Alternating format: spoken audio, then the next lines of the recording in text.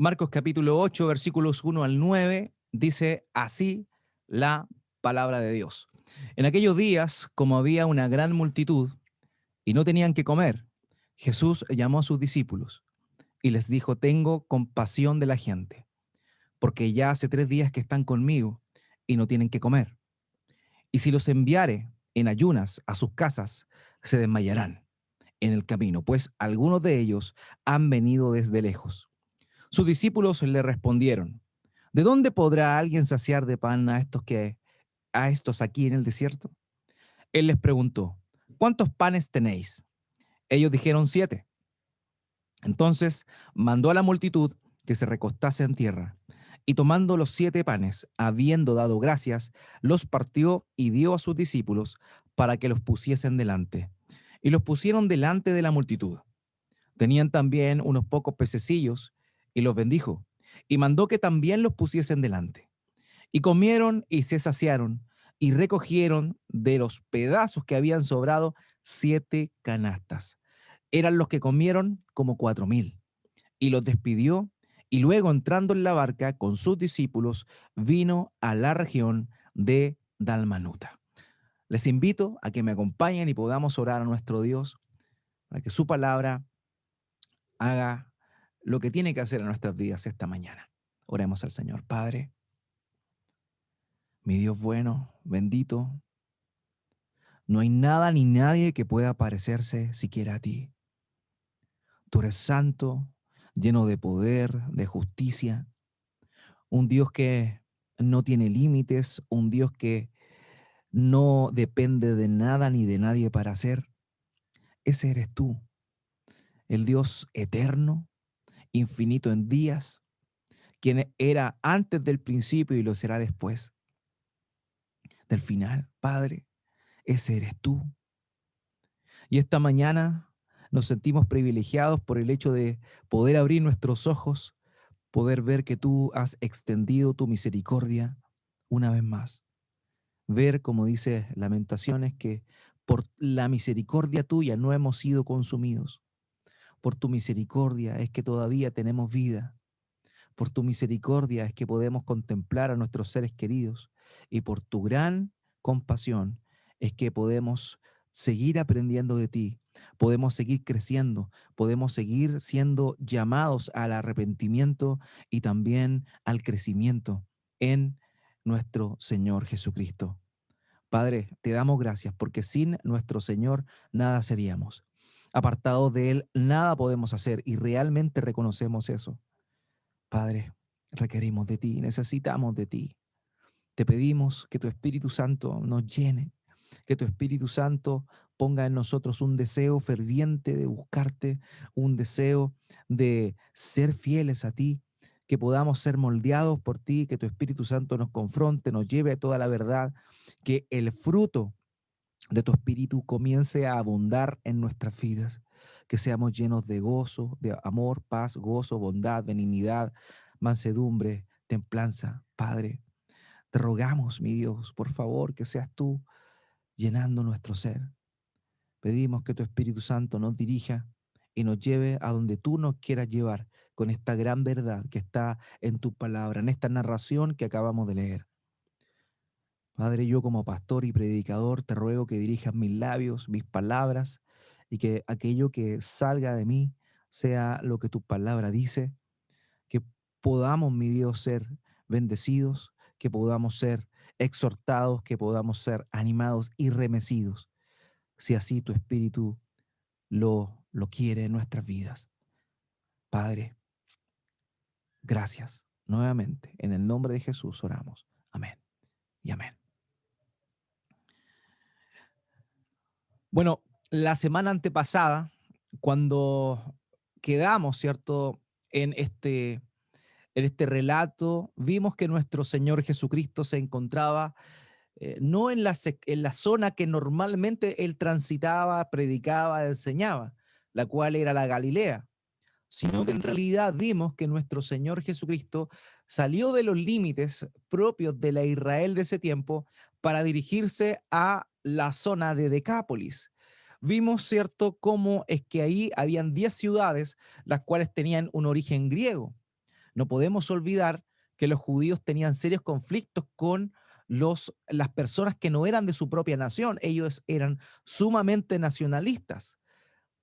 Pero vemos que nuestro Señor Jesucristo cruza los linderos, los límites de el reino de Israel de aquel entonces, o los límites de esa circunscripción de Israel, para dirigirse a tierra gentil, a tierra donde habían personas que no tenían un origen judío, sino más bien extranjero.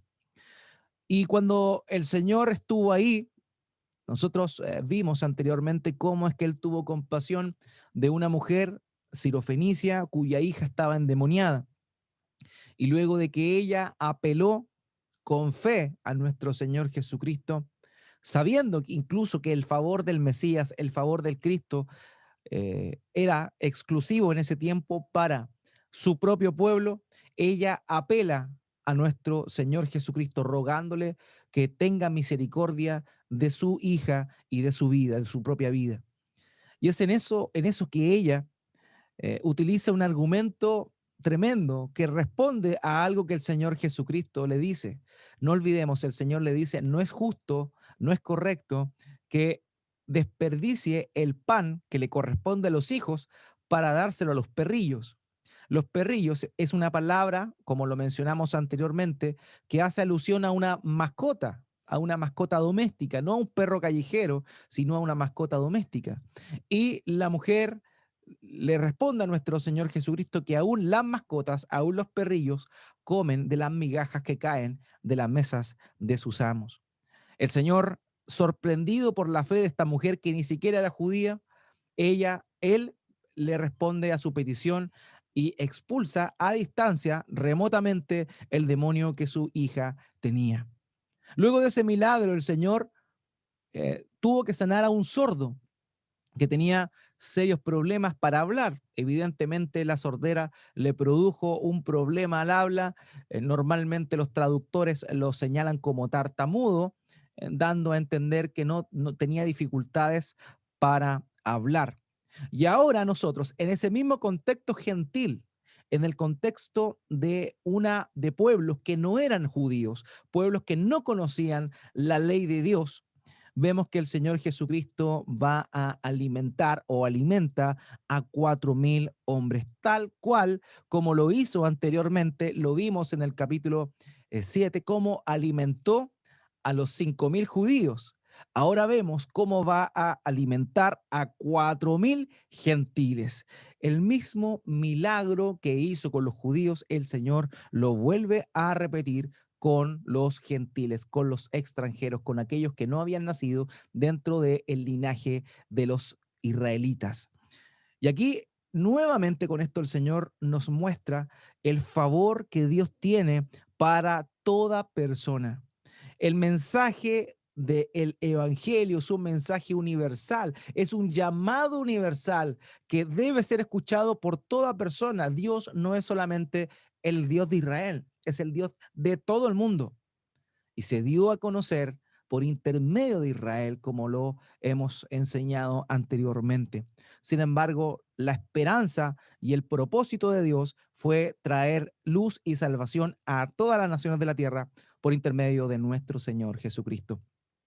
Ahora bien, la prédica de hoy tiene por título Alimentando a los perrillos, porque justamente lo que vemos ahora es a nuestro Señor Jesucristo alimentando a 4.000 gentiles, a 4.000 perrillos, haciendo uso de la analogía que el propio Señor Jesucristo utilizó para referirse a los extranjeros. Y conforme a este relato que acabamos de leer, vamos a hacernos dos preguntas importantes a nosotros.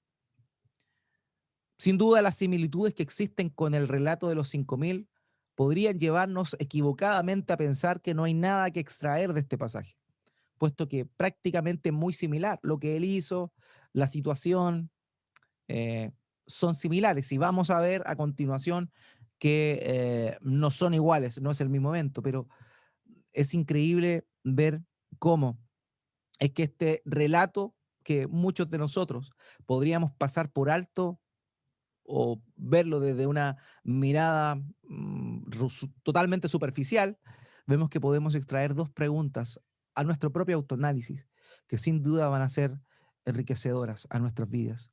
Y esas dos preguntas que vamos a estar haciéndonos y que le ruego al Señor permita que usted en su interior pueda responderlas son las siguientes. Primero, ¿tienes hambre de alimentar tu espíritu? Y en segundo lugar, ¿qué tan rápido olvidas lo que Cristo ha hecho? Esas son dos preguntas que podemos extraer de esta narración que acabamos de leer. ¿Tienes hambre de alimentar tu espíritu, hermano, hermana, tú que nos estás escuchando? En Marcos capítulo 8, versículo 1, como lo acabamos de leer, dice el texto lo siguiente: en aquellos días, cuando había de nuevo una gran multitud que no tenía qué comer, Jesús llamó a sus discípulos y les dijo.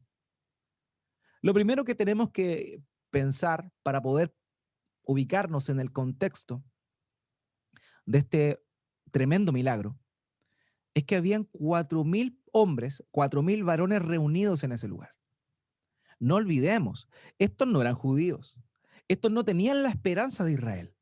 Estas personas eran gentiles, quienes tenían muchos ídolos, muchos dioses.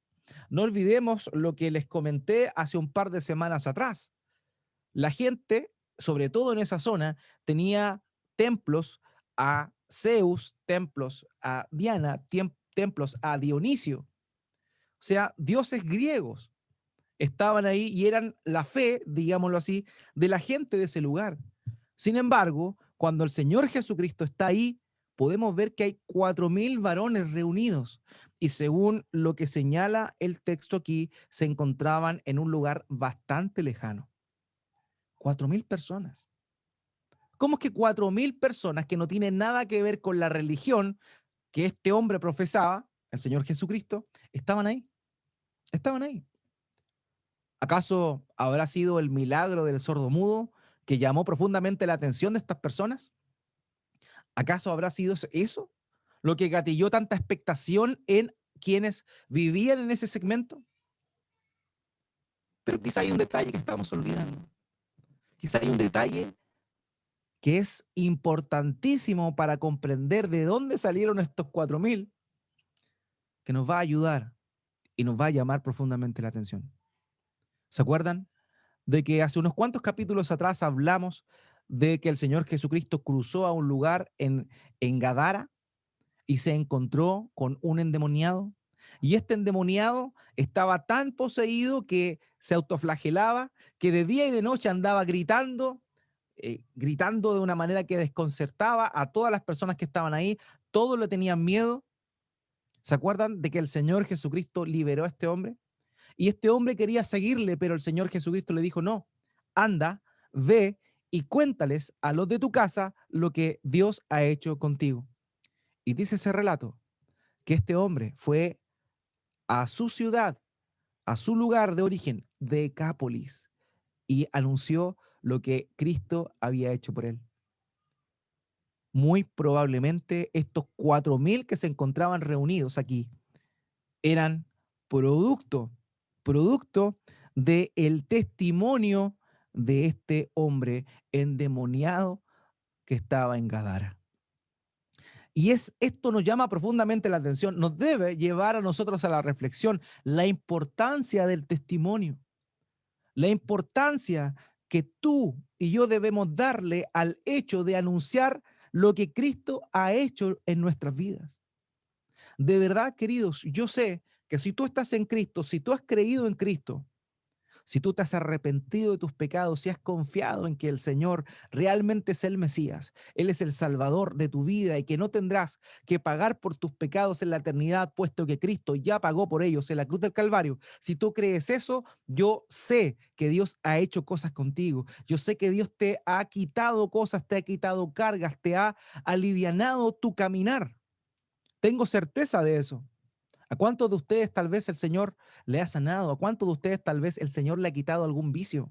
¿A cuántos de ustedes tal vez el Señor lo ha sacado de una profunda depresión, de un dolor del corazón, de la pena, de la tristeza, de la amargura? Sin duda, todos nosotros tenemos algo que contar. Sin duda, el Señor ha hecho algo por nosotros y este texto nos muestra de una manera indirecta la importancia del testimonio. Ahora bien, es necesario señalar que el testimonio no convierte a las personas. Queridos, el testimonio nuestro no va a convertir a las personas. Solo lo hace el Evangelio del Señor Jesucristo.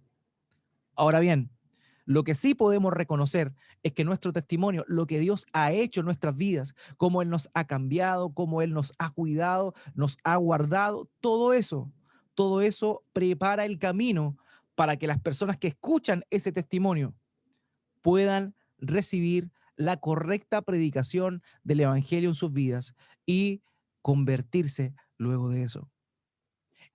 Hablar tu testimonio, contar tu testimonio, decir lo que Dios ha hecho contigo, no va a salvar a nadie, pero una, es un abono, es un abono a la semilla de la palabra de Dios que puedes entregarle tú mismo u otra persona a aquel que está escuchando el mensaje del Evangelio. Estos 4.000 llegaron aquí por el testimonio, probablemente de la mujer, por el testimonio del sordomudo y por este hombre que proclamó a los cuatro vientos que él estaba endemoniado, que él vivía totalmente humillado porque andaba desnudo, no tenía dignidad prácticamente, todos lo despreciaban, nadie quería estar cerca de él y Dios había cambiado su vida por intermedio de Jesucristo. El testimonio de estas tres personas, más allá, fue el que generó que una multitud de 4.000 se reuniera en un lugar desierto a escuchar a Cristo Jesús, aquel que había cambiado la vida de ese sordo tartamudo, de esa mujer que tenía una hija endemoniada y también, por sobre todo, de este endemoniado que había sido librado y que había dado testimonio de lo que el Señor había hecho por él. Así que no olvidemos esto. Tu testimonio no va a salvar a nadie, pero tu testimonio, lo que Dios hace, lo que Dios ha hecho contigo, puede ser un canal para la correcta predicación del Evangelio a las personas que no conocen a Cristo, que no están en Cristo. Muchos tal vez te van a preguntar, ¿y por qué tú ya no haces lo que hacías antes? ¿O por qué tú ya no eres así como eras antes? Y tú vas a poder dar testimonio. Y ese testimonio, acompañado de la predicación del Evangelio, del llamado al arrepentimiento, de contarle lo que Cristo hizo en la cruz del Calvario, puede dar eterna salvación a aquellas personas. Así que no despreciemos el testimonio que podemos dar a los demás. Ahora bien, volviendo a nuestro pasaje, algo que vale la pena señalar es que muchos escépticos, que se llaman teólogos a sí mismos, que se llaman eruditos a sí mismos, postulan que este milagro que acabamos de leer simplemente sería una repetición del anterior, sería una repetición de la alimentación de los 5.000. Pero cuando analizamos el texto nos damos cuenta evidentemente que el mismo relato posee características que lo diferencian de este. O sea, no es que Marcos repitió lo mismo dos veces. No, son dos milagros totalmente distintos en lugares distintos. Este evento de la alimentación de los 4.000 aparece en dos evangelios sinópticos. Aparece en este Marcos y también aparece en Mateo. Y tiene en ambos relatos elementos muy distintos a los que posee la alimentación de los 5.000 en los cuatro evangelios que aparecen descritos. Ahora bien, voy a mencionar algunas diferencias para que quede claro que esto no es simplemente una repetición de lo que ya se dijo anterior, sino que es un paralelismo que muestra que el Señor Jesucristo obra no solamente en los judíos, sino que también obra de la misma manera en los gentiles. En primer lugar, los lugares del suceso son diferentes. El milagro de los 4.000 que vemos acá ocurre en Decápolis, mientras que el otro, el de la alimentación de los 5.000, ocurre más al norte. La segunda cosa que podríamos señalar es la duración de la estadía de la gente con el Señor Jesucristo. En este caso, en Marcos, dice que fueron 3 días, mientras que la alimentación de los 5.000 solamente habían estado un día junto con el Señor Jesucristo. Otra diferencia que nos muestra que eran dos eventos distintos es que en la narración de los 5.000 son los discípulos los que le piden al Señor que despida a la multitud para que compren algo de comer, mientras que aquí, en este relato, en el de los 4.000, los discípulos dejan el asunto en manos del propio Señor Jesucristo. Es el Señor quien va donde ellos y les dice, tengo misericordia de esta gente, como acabamos de leer. Otra diferencia importante es que el número de los panes y los peces difieren. En el otro eran 5 panes y 2 peces, aquí eran 7 panes y algunos pececillos. No da la explicación. Escuchando mal. No da la explicación correcta, concreta. Ahora bien, ¿qué es lo que nosotros vemos acá? Vemos también que incluso hasta las palabras griegas empleadas para referirse, las palabras griegas empleadas para referirse a las canastas que sobraron son distintas. En la alimentación de los 5.000, la palabra empleada para canasta, donde se recogen 12 canastas, 12 cestas, es una palabra que hace alusión a una canasta pequeña de mimbre, donde las personas normalmente llevaban sus alimentos. Mientras que aquí en Marcos se habla de 7 cestas, de 7 canastas, pero la palabra empleada ahí es otra palabra distinta que hace alusión a una canasta mucho más grande hecha por juncos, no por mimbre. Entonces, evidentemente, hay mucha diferencia entre un relato y otro. Por último, en sexto lugar, en este pasaje el Señor se retira luego de que alimenta a los 4.000 en una barca con sus discípulos, mientras que en el otro pasaje, en la alimentación de los 5.000, el Señor Jesucristo se marcha luego de esto al monte a orar. Por tanto, de frentón, debemos tirar por la borda esta teoría de que la alimentación de los 4.000 es simplemente un error de Marcos y una repetición de lo que había hecho ya antes, de lo que había dicho antes en la alimentación de los 5.000. Ahora bien, teniendo todo este antecedente histórico y un poco de interés de algunos, es necesario volver a nuestro pasaje y adentrarnos en él, permitiendo que el Señor confronte nuestros corazones y que tengamos nosotros un autoexamen que nos ayude a ver nuestra situación espiritual, nuestro estado espiritual y de qué manera estamos dispuestos nosotros a cambiar. En el versículo 2, Marcos capítulo 8, verso 2, el Señor Jesucristo dice lo siguiente a sus discípulos: tengo compasión de la multitud, porque ya hace 3 días que están junto a mí y no tienen que comer. La iniciativa de alimentar a estos hombres es del propio Señor Jesucristo. Él mismo estaba consciente de que estaba en esa zona, de que se encontraba en un lugar lejano. No habían lugares cercanos donde poder sacar alimentos. No habían. Estaba en un lugar desértico, alejado de los poblados. Y todo esto había sido ya por un periodo de 3 días. Esto quiere decir que el Señor estaba estacionado en ese lugar desértico por 3 días. 3 días. Y habían más de 4.000 personas, 4.000 hombres y cuantas más niños, algunos cuantos niños y algunas cuantas mujeres también. Probablemente no como en el caso de la alimentación de los 5.000, puesto que ahí estaban más cerca de la ciudad. En este caso estaban alejados de la ciudad. De manera que se entiende que eran 4.000 hombres y unos cuantos niños y mujeres. Ahora bien, el Señor Jesucristo llevaba 3 días enseñando y él notó que la gente que estaba ahí al tercer día era la misma que estaba al primer día. La gente no se movió. La gente estuvo 3 días escuchando el mensaje del Señor Jesucristo. Eso no implica que el Señor no paró nunca. Eso no implica que el Señor predicó de corrido 3 días, no, de ninguna forma. Lo que el texto dice es que por un periodo de 3 días el Señor estuvo enseñando en ese lugar apartado y que la gente que estaba ahí, 4.000 hombres y unos cuantos más, estaban quietos, escuchando, atentos, lo que Cristo tenía que decir.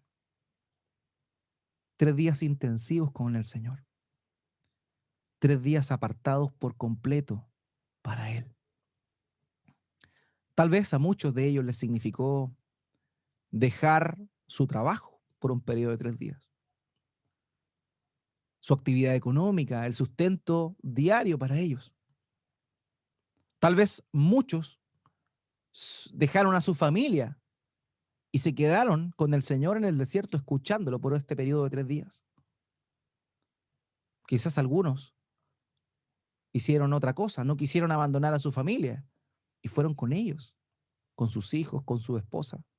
Y estuvieron ahí incómodamente en este lugar desértico por un periodo de 3 días. Todo con el fin de escuchar al Señor Jesucristo. 3 días en los cuales para muchos sus provisiones quizás ya se habían terminado. La gente tenía la costumbre de cuando iba a algún lugar que sabían, no sabían dónde iban a quedarse, llevaban su alimento. Ellos probablemente llevaban sus alimentos, pero al tercer día ya no les quedaban provisiones.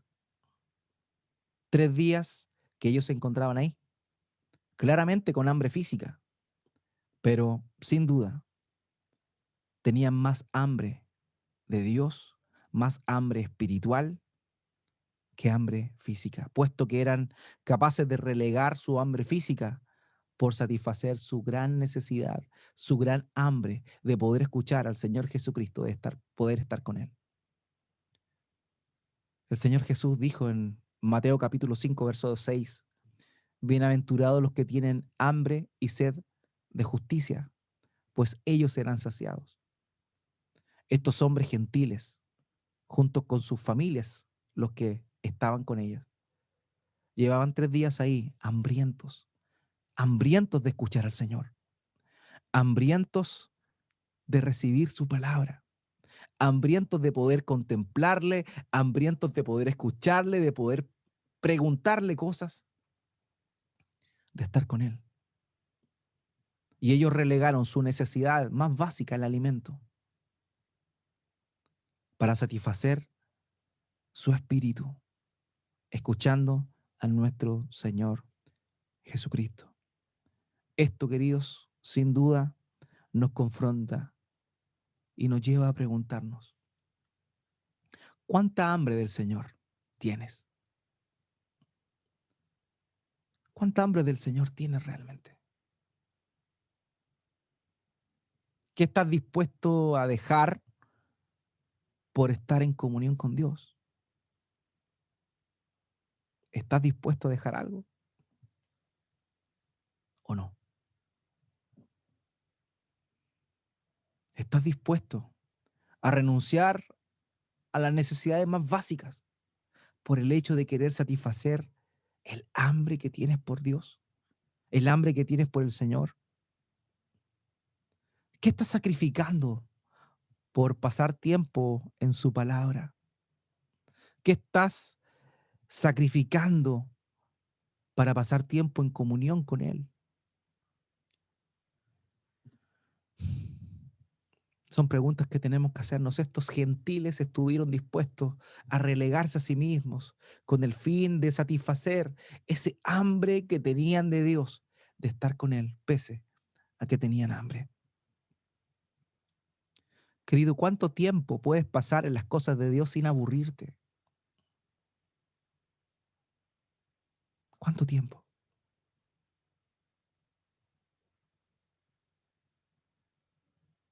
No, que son muchos días a la semana. ¿Cómo me voy a juntar tantos días a la semana en la iglesia? ¿Cómo? Con uno es suficiente. ¿Tienes hambre de Dios o no tienes hambre de Dios?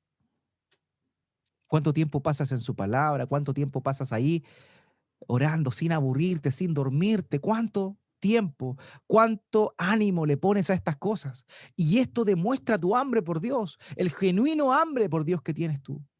O quizás no tienes hambre de Dios. Esa es una pregunta que tenemos que hacernos. Tal vez tú que eres cristiano, que reconociste a Cristo, que te arrepentiste de tus pecados, reconociste tu condición pecaminosa, te humillaste delante de Él y hoy disfrutas los beneficios de la salvación. Quizá no tienes hambre de Dios. Quizá para ti son más importantes otras cosas que estar con Él. Yo no lo sé, pero tú te conoces. Tú sabes tu condición. Tú sabes cuánto amas las cosas de Dios. Tú sabes si te da lata, como decimos aquí en Chile, estar en las cosas de Dios o te duermes leyendo la Biblia. Solo tú lo sabes. Pero eso demuestra el hambre de Dios que tienes. Y es aquí donde nos podemos comparar a los israelitas en el tiempo de Nehemías. ¿Se acuerdan cuando el profeta Esdras, el escriba Esdras, perdón, se levantó durante varios días y cada día se levantaba y estaba leyendo la ley de Dios y el pueblo completo, con niños, con abuelos, todos juntos reunidos, escuchando la palabra del Señor por lo menos 5 horas al día? Y todos estaban ahí tranquilos, ecuánimes, escuchando a Dios. ¿Por qué? Porque ellos tenían hambre de Dios. ¿Nos parecemos a ellos? ¿Nos parecemos a estos 4.000?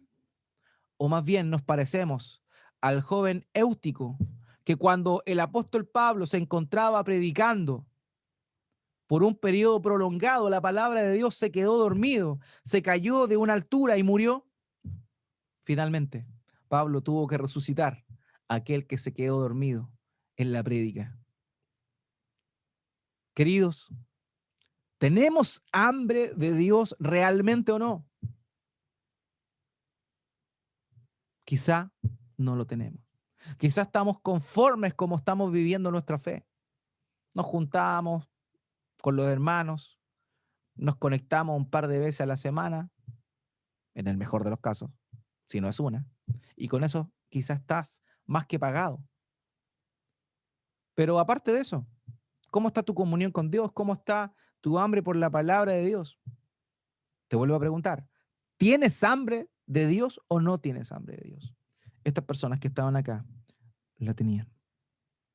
A.W. Tozer dijo: los que tienen verdadera sed de Dios no se contentan hasta que no beben de la fuente de agua viva. Entonces, si no tienes hambre de Dios, me imagino que estás lleno de Él, porque aquel que verdaderamente tiene hambre de Dios, sed de Dios, le va a buscar con intensidad. El salmista dice: como el ciervo brama por las corrientes de las aguas, así clama por ti, oh Dios, el alma mía. Tu alma está clamando como un animal que tiene sed. Está gimiendo y buscándolo como alguien que tiene hambre y sed.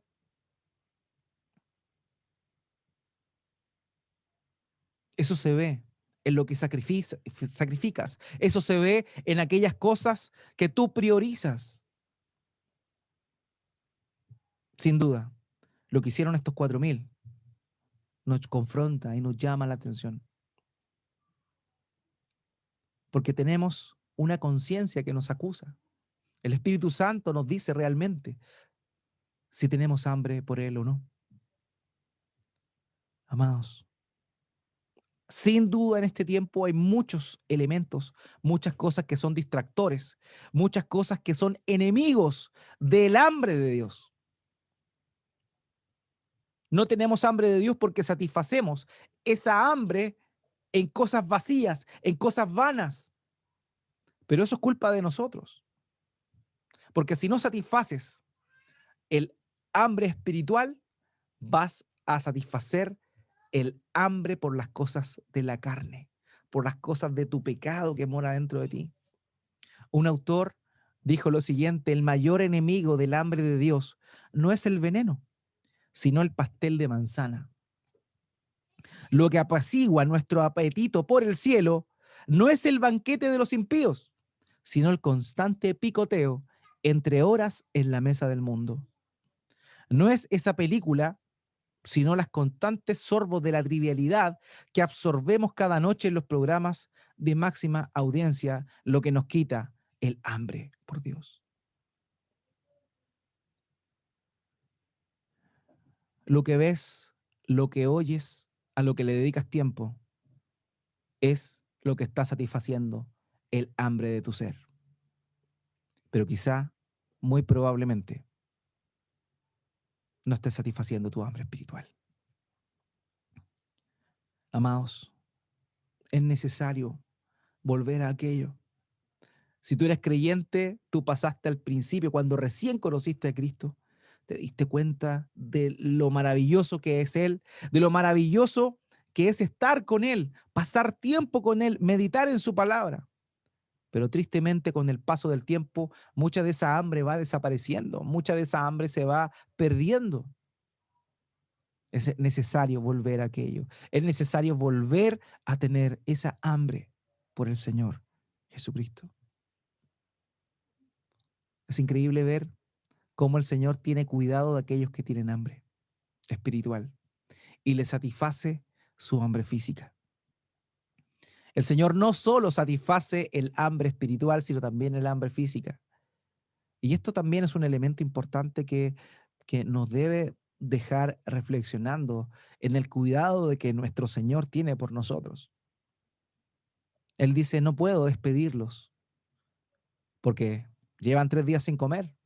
Y muchos de ellos vienen de lugares muy lejanos y van a desfallecer en el camino.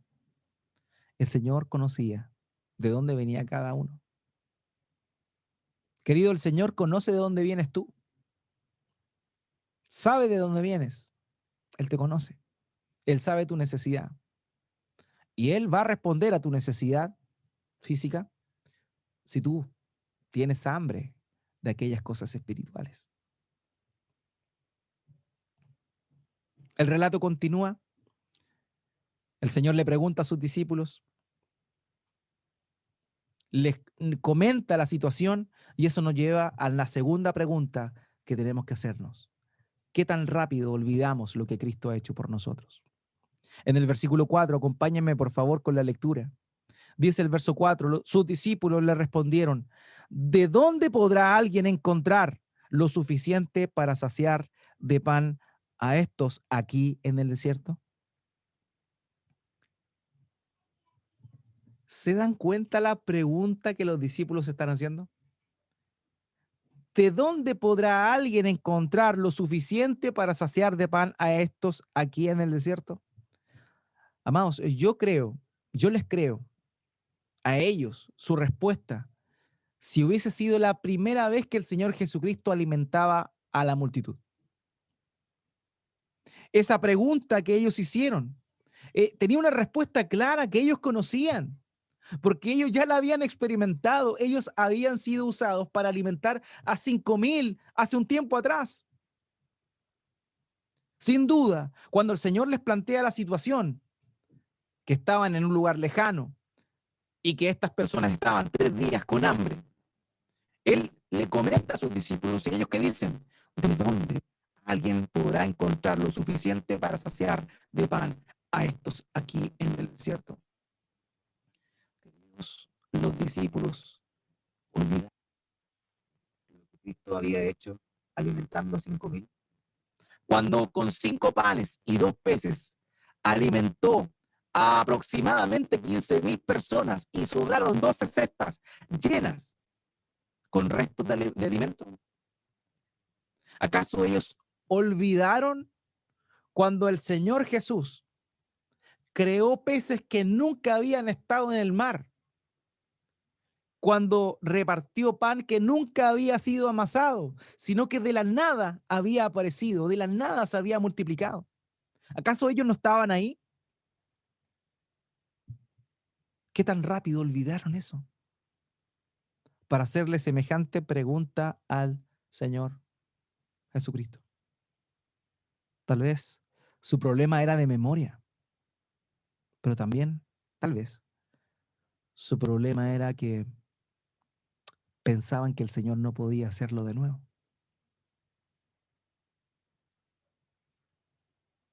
Cuando vemos en la Biblia y nos encontramos con los judíos, perdón, por los hebreos que recientemente habían sido librados del yugo de opresión de los egipcios, y los vemos a ellos saliendo con un milagro tremendo, permitiendo que el mar rojo se partiera en dos para que ellos cruzaran el mar. Ellos vieron lo que Dios hizo, ellos lo vieron, ellos lo notaron, pero al rato llegaron a la otra orilla y dijeron, tenemos hambre, vamos a morir de hambre, vamos a morir de sed. La queja La pregunta es, ¿se olvidaron que el mismo Dios que hizo que el mar se separara y ellos pudieran cruzar en seco, podía también darles, ¿por qué no alimento y agua? ¿Por qué pasa eso? ¿Por qué la gente se olvida tan rápido de lo que Dios ha hecho por ellos? ¿Por qué tú? ¿Por qué yo? Nos olvidamos tan rápido de lo que Cristo ha hecho por nosotros. ¿Por qué pensamos que lo que hizo antes no lo puede volver a hacer? ¿Por qué? Eso es producto de la dureza de nuestro corazón y también de nuestra incredulidad. La incredulidad es algo latente. La incredulidad es algo que la gente que no tiene a Cristo tiene, pero que también muchos creyentes siguen anidando en su corazón. Siendo cristianos, muchas veces no creemos en lo que Dios dijo. No creemos en lo que Dios hizo. No creemos en la provisión de Él. No creemos en que Él responderá conforme a su voluntad nuestros requerimientos. El Señor Jesucristo aborrece la incredulidad. En Mateo 17:17, Él dijo, oh generación incrédula y perversa, ¿hasta cuándo estaré con ustedes? Al Señor le apesta la incredulidad. Y los discípulos, muy probablemente, de hecho, así era. Tenían un problema de dureza de corazón y de incredulidad, pese a que habían visto lo que Dios había hecho antes por intermedio de nuestro Señor Jesucristo. Queridos, al Señor no le gusta la incredulidad. En Marcos capítulo 16, versículo 14, se relata cuando los 11 discípulos estaban reunidos y el Señor resucitado se aparece dentro, cerca de ellos, ahí con ellos, junto de la casa, dentro de la misma casa. Y el Señor dice, y la palabra dice lo siguiente: después Jesús se apareció a los 11 discípulos cuando estaban sentados a la mesa y los reprendió por su incredulidad y dureza de corazón, porque no habían creído a los que lo habían visto resucitado. Incredulidad, dureza de corazón. ¿Por qué los discípulos se olvidaron que el Señor había alimentado a 5,000 por incredulidad y dureza de corazón? ¿Por qué tú y yo dudamos de Dios? ¿Por qué tú y yo no confiamos que lo que Él ya hizo una vez con nosotros lo puede volver a hacer? ¿Por qué? Por incredulidad, por dureza de corazón.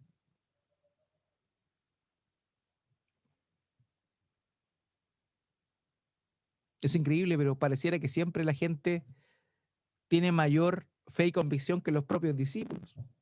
La gente había estado 3 días escuchando ahí, confiando en el Señor, despreocupándose de de su estado. Pero los discípulos más racionales no eran capaces de confiar en que el mismo Señor Jesucristo otra vez volvería a multiplicar los panes y los peces. Es increíble. La incredulidad y la dureza de corazón también puede estar arraigada en el corazón de creyentes y parece una paradoja, pero es cierto.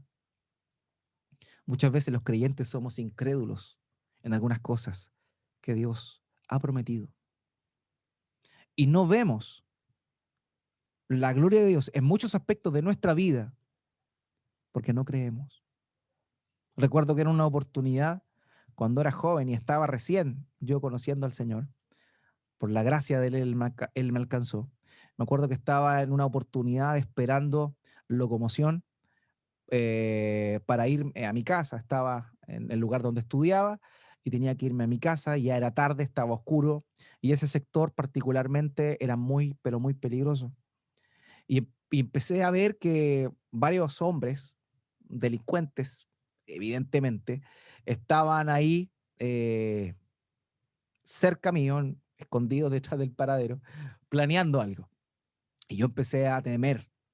Yo estaba dando mis primeros pasos en la fe, pero empecé a temer, empecé a dudar, empecé a pensar con temor que, bueno, tendré que entregar todo y espero que no me pase nada. Estaba sumamente envuelto en el temor y no pasaba la micro, no pasaba el transporte. Y ya cuando veo que la gente, estos hombres se empiezan a acercar con ímpetu, veo que aparece el bus, aparece la micro y me para rápido, era como que se atravesó y me paró solo, no sé, no recuerdo ni siquiera haberlo hecho parar, y me subo rápidamente, lleno de pavor, a ese microbús. Me siento un poco más descansado en el primer asiento detrás del conductor. Empiezo a buscar el dinero para pagar. Miro hacia el frente y detrás del respaldo del conductor había algo de vidrio, ¿cierto? Que cubría, separaba entre el conductor y los pasajeros que están atrás. Y ahí había un dibujo de una Biblia abierta que decía: Dios es quien me ciñe de fuerza y quien despeja mi camino. En ese momento, lágrimas corrieron de mis ojos, porque me di cuenta de que Dios me estaba llamando la atención en algo tan sencillo, en algo tan básico, pero me estaba llamando la atención porque no había confiado en Él, no había descansado en Él, y el temor se había apoderado de mi corazón. Él es quien despeja mi camino. Él es quien me ciñe de fuerzas y quien despeja mi camino. Tenemos que creer en lo que Dios ha dicho.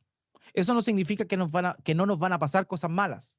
Sí, nos van a pasar cosas malas que Dios permite para que crezcamos. No estoy hablando de un mensaje exitista, ni mucho menos, pero estoy diciendo que no debemos perder la fe y la confianza en el Señor pese a cualquier dificultad. No podemos creer que hay cosas imposibles para Él, porque realmente nada hay imposible para Él. No seamos incrédulos, no seamos duros de corazón. Amados, en Marcos capítulo 9, versículo 24, un hombre nos muestra con su temor ante el Señor Jesucristo cuál debe ser la respuesta o cómo debemos abordar el tema de la incredulidad y de la dureza de corazón. El Señor Jesucristo le dice, Él le está pidiendo que sane a su hija, y el Señor Jesucristo le dice: si crees, verás la gloria de Dios. Al instante, el padre, dice Marcos 9:24, el padre del muchacho gritó y dijo: creo, ayúdame en mi incredulidad. Queridos, todos de alguna manera somos incrédulos en algún aspecto, pero nuestro corazón, para superar eso, debe ser depender del Señor, arrojarnos a sus pies, clamar y decir: ayúdame en mi incredulidad. Señor, soy duro de corazón, pero te ruego que me ayudes en mi incredulidad. Solo Él puede ayudarnos en esos momentos, para que no olvidemos lo que Él ha hecho por nosotros, para que no olvidemos que lo que ya hizo una vez por nosotros lo puede volver a hacer, porque para Dios nada hay que sea imposible. Y esas son las dos cosas que vemos acá, o las dos preguntas que podemos hacernos, pero que debemos responder afirmativamente. ¿Tenemos hambre por Dios o no tenemos hambre por Dios? ¿Por qué nos olvidamos tan rápidamente de lo que Él ya ha hecho por nosotros? Y perdemos el gozo, perdemos la pasión. Amados, el Señor nos llama a que confiemos en Él, a que descansemos en Él. Él es quien tiene cuidado de los hambrientos. Él es quien va a proveer. El Señor alimenta a los hambrientos en espíritu, los sacia. Y también el Señor Jesucristo nos llama a confiar en Él. Queridos, Él no cambia. Él es el mismo ayer, hoy y por los siglos, como dice el escritor de Hebreos. Él es siempre el mismo. Lo que hizo ayer lo puede volver a hacer hoy. No olvides lo que Dios ha hecho contigo antes. No olvides lo que nuestro Dios hizo por nosotros. No seamos incrédulos, sino creyentes. No olvidemos que estamos bajo el cuidado de aquel que vino a este mundo, despojándose de su gloria, aquella gloria que tenía con el Padre, junto al Padre, antes de la eternidad, en el principio de todo. Y ese rey que se despojó de su gloria vino a este mundo, viviendo una vida justa, sin pecado, cosa que ni tú ni yo podemos hacer, muriendo una muerte injusta, para que tú y yo, pecadores que no vivían vidas justas, pudiesen alcanzar la justicia que no tenían y la vida que no esperaban de mano de aquel que se entregó a la muerte en la cruz del Calvario. Eso es lo que hizo Cristo Jesús por nosotros. Eso es lo que hizo Él, dando esta maravillosa oportunidad, llamando a todos los hombres en todo lugar a que se arrepientan de sus pecados y crean en el Evangelio. Queridos, ese es el Señor que te llamó. ¿Cuánta hambre por Él tienes? ¿Cuánto confías, crees en Él? Que Dios nos ayude, que podamos hacer ese análisis, que clamemos a Cristo, que nos arrepintamos de nuestra incredulidad y de nuestra pasividad y que Él llene nuestro corazón para la gloria de su nombre, para entregarnos a Él, para vivir para Él. Porque si vivimos, para Cristo vivimos, y si morimos, para Él morimos. Que nuestra vida pueda ser una vida dependiente que busca, que anhela más de nuestro Señor Jesucristo, el mismo que se entregó por nosotros en la cruz del Calvario para darnos perdón. Que Dios les bendiga. Oremos al Señor.